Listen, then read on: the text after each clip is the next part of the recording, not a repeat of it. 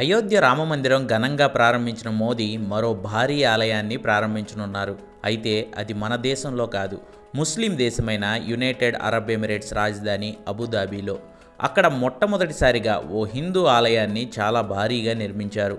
బోచ సన్వాసి Axar Purushottam Swaminarayan BAPS పేరుతో నిర్మితమైన ఈ అతిపెద్ద హిందూ ఆలయం ఈ నెల 14న మన ప్రధాని నరేంద్ర మోదీ చేతుల మీదుగా ప్రారంభం కానుంది.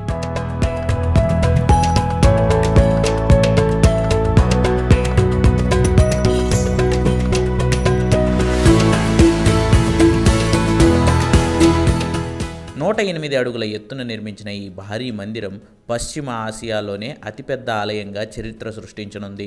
2015లో అప్పటి UAE అధ్యక్షుడు ఈ ఆలయానికి భూమిని కేటాయించగా 2019లో ఆలయ నిర్మాణానికి శంకుస్థాపన జరిగి ఇప్పటికీ పూర్తయింది. 1000 ఏండ్ల వరకు చెక్కు చెదరకుండా ఉండేలా పింక్ శాండ్ స్టోన్తో సాంప్రదాయ ఆధునిక వాస్తుకళతో ఈ ఆలయాన్ని నిర్మించారు. UAEలోని 7 ఎమిరేట్స్కు ప్రతీకగా ఈ ఆలయంలో 7 గోపురాలను ఏర్పాటు చేశారు. ఆలయంలో 402 స్తంభాలు ఉంటాయి. ఒక్కో స్తంభంపై దేవతల శిల్పాలు, నెమళ్ళు, ఏనుగులు, ఒంటెలు, సూర్యచంద్రులు, సంగీత పరికరాలు వాయిస్తున్న విద్వాంసులు ఇలా అనేక శిల్పాలను చెక్కారు. 18 లక్షల ఇటుకలను వాడారు. ఇందుకోసం ఏకంగా 700 కోట్ల రూపాయలను ఖర్చు చేశారు.